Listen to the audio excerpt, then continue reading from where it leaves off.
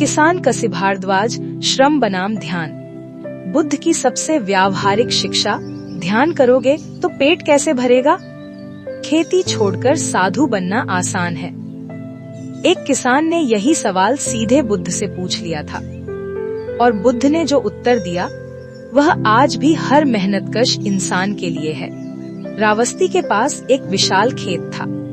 हल चल रहा था, बैल जुते थे, मजदूर पसीने से भीगे थे। उसी खेत में एक किसान रहता था, कसिभ भारद्वाज। वह परिश्रमी था, ईमानदार था, लेकिन मन में एक प्रश्न था। एक दिन उसने देखा बुद्ध अपने भिक्षुओं के साथ भिक्षा के लिए आए हैं। किसान ने बुद्ध को देखा और भीतर का रोष बाहर आ गया।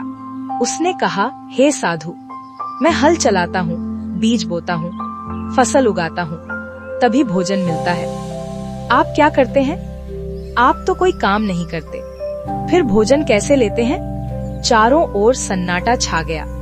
लोगों को लगा अब बुद्ध चुप हो जाएंगे, लेकिन बुद्ध मुस्कुराए। बुद्ध बोले, कसिभ भारद्वाज, मैं भी खेती करता हूँ। किसान चौंक गया। कहाँ है आपका खेत? कहाँ है आपका हल?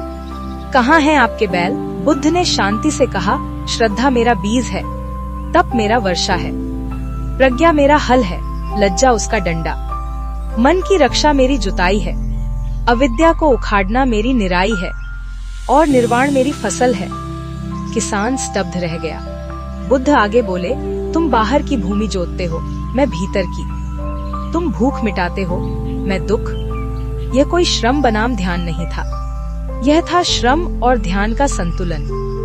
बुद्ध ने कभी मेहनत को छोटा नहीं कहा। उन्होंने कहा, बिना श्रम जीवन नहीं चलता।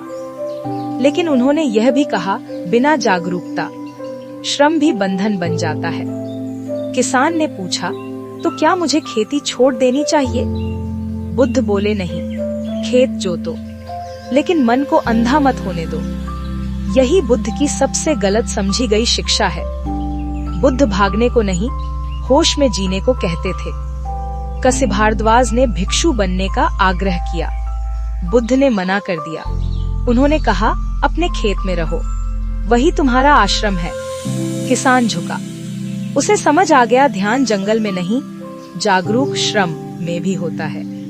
बुद्ध ने कभी नहीं कहा, काम छोड़ो।